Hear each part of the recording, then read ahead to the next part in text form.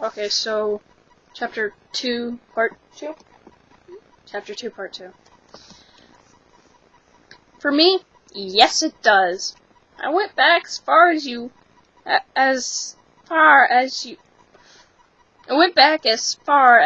to find an introduction to my story. And this is really where it begins. Oh god. So where am I on this list? Among these stories? Second? Third? Does it get worse as it goes along? She said lucky number 13 could take the tapes to hell. When you reach the end of these tapes, Justin, I hope you'll understand your role in all this. Because it may seem like a small role now, but it matters. In the end, everything matters. Betrayal, it's one of the worst feelings. I know you didn't mean to let me down. In fact, most of you listening probably had no idea what you were doing. What you were truly doing. Your mother. What was I doing, Hannah? Because I honestly have no idea. That night, if it's the night I'm thinking of, was just as strange for me as it was for you. Maybe more so, since I still have no idea what the hell happened. Our first red star can be found at C4, the explosive. Take your finger over to C, drop it down to 4. That's right, like Battleship. Nigga. When you're done with this tape, you should go there. We only lived in that house a short while, the summer before my freshman year. But it's where we lived when we first came to town. And it's where I first saw you, Justin. Maybe you'll remember. You were in love with my friend Kat. School was still 2 months away. Oh, God. And Kat was the only person I knew because she lived right next door. She told me you were all over her the previous year. Not literally all over her. Just staring and accidentally bumping into her in the halls. I mean, those were accidents, right? Right? Kat told me that at the end of the school dance, you finally found the nerve to do more than stare and bump into her. It's actually pretty rude. The two of you danced every slow song together. Aww. And soon, she told me, she was going to let you kiss her. The very first kiss of her life. What an honor. The stories must be bad. Really bad.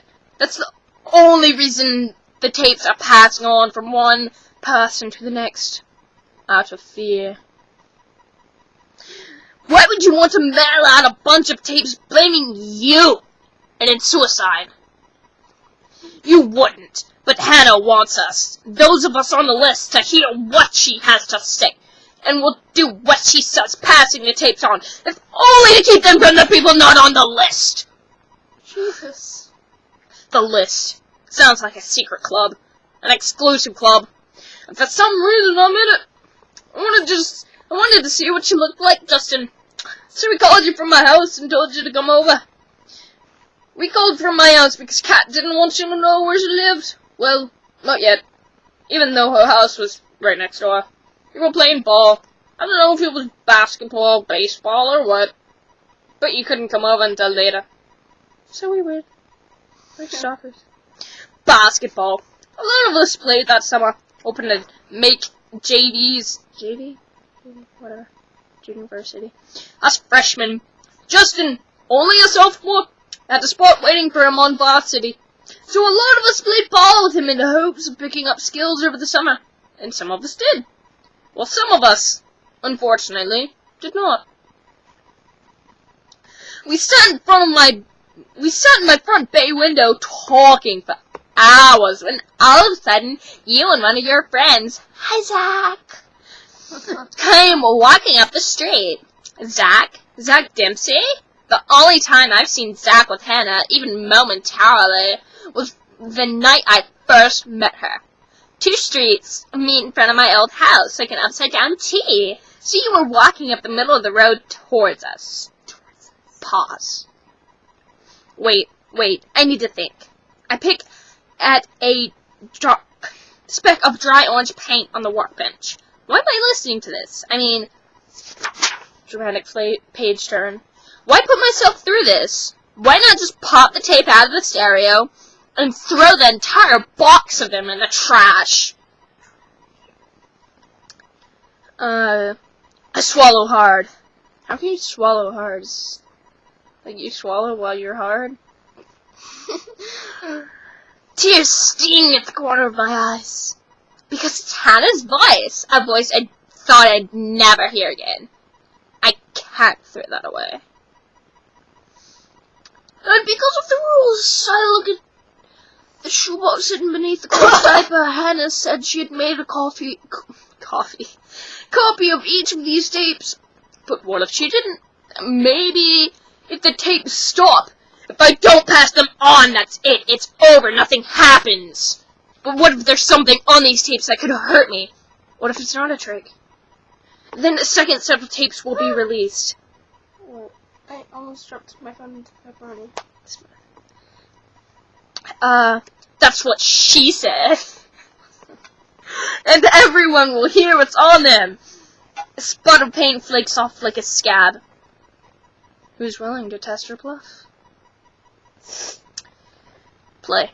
You stepped out of the gutter and planted one foot on the lawn. My dad had the sprinklers running all morning.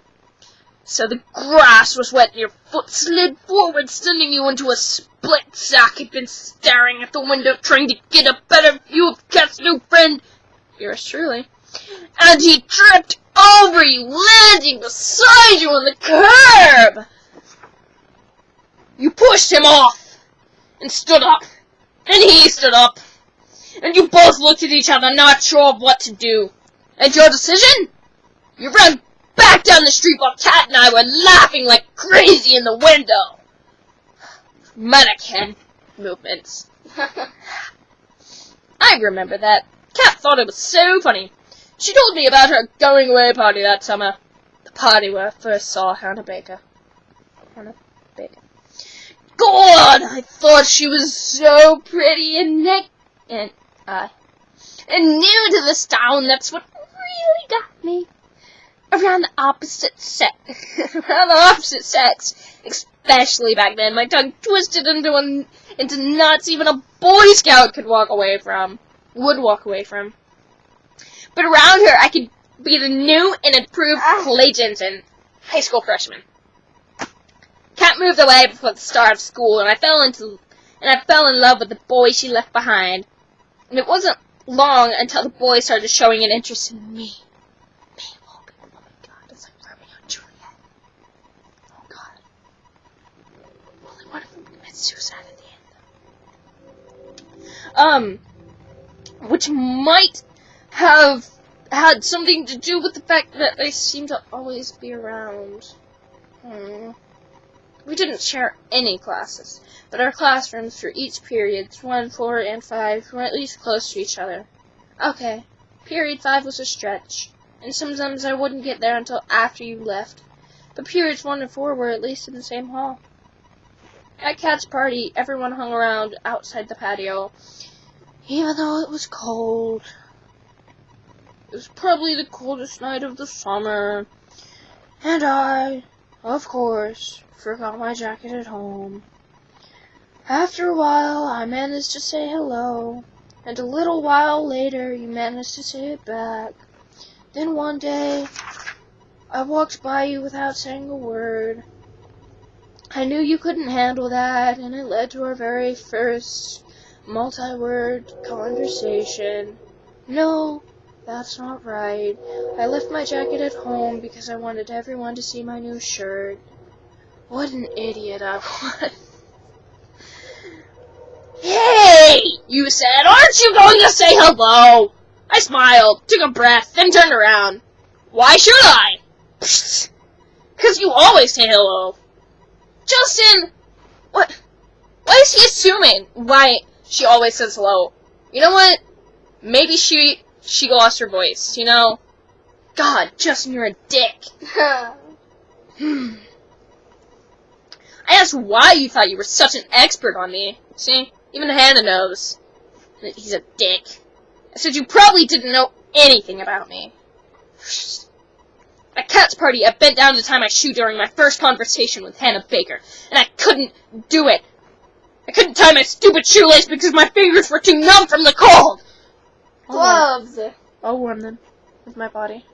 Naked. Uh-huh. Uh-huh.